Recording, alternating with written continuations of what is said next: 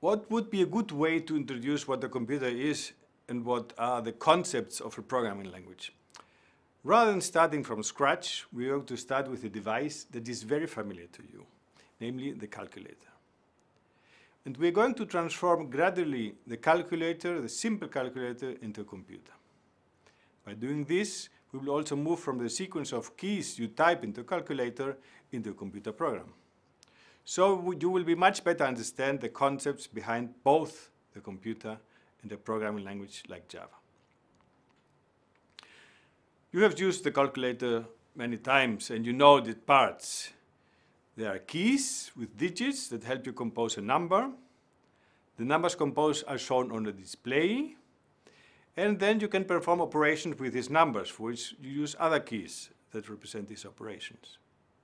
We will start by considering the basic calculator. So these operations might be addition, subtraction, multiplication, and division. Now there are three clear parts: the display, the control part, and the key part with the numbers and operations.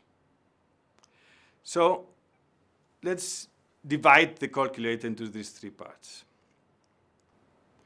So first, there's this main control that has two or a few more keys, but mainly one for clearing the display in order to start anew, and another key in order to order the execution of the calculation. The clear key can have different labels, such as clear or simply C. In the other key, to order the execution, can be labeled as enter or equal, but we will change that to semicolon, but with the same meaning.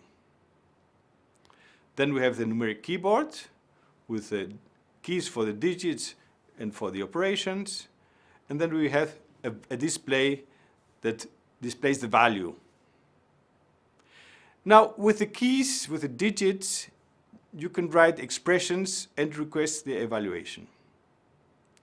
An expression contains numbers and arithmetic operations. These are numeric expressions. Later on, we will see other expressions, expressions of other types.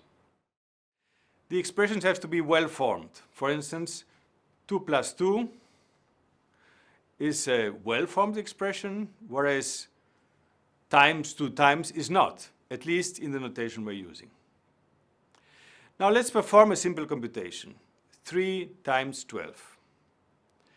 We first type the number 3, the digit 3 with the key, and then the multiplication key, times.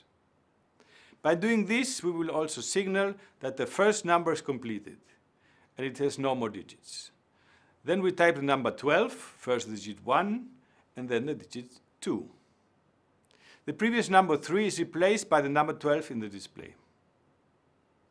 When we press enter, or the semicolon, which is the key that starts to perform the operation, we evaluate the expression 3 times 12, and the number 12 is replaced by the result of the evaluation, namely 36. Now this simple calculator always shows the last number or part of the number as we are typing it in. There are some calculators that display a richer information, namely instead of the number, the expression we are computing. A simple expression contains an operation like times and its operands, in this case numbers 3 or 12. So apart from numbers, this display also shows symbols for operation. Now let's compute the calculation with this enhanced calculator. First we type the numbers 3, then the symbol times, and you can see in the display that it appears 3 times.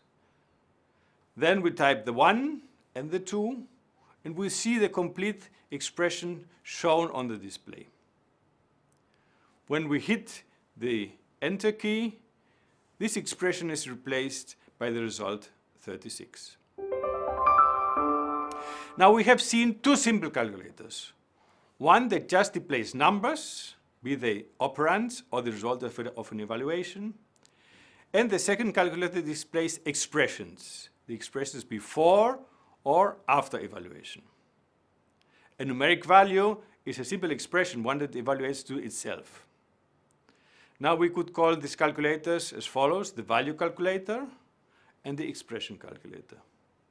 In the following videos, we will see how to enhance these calculators even more.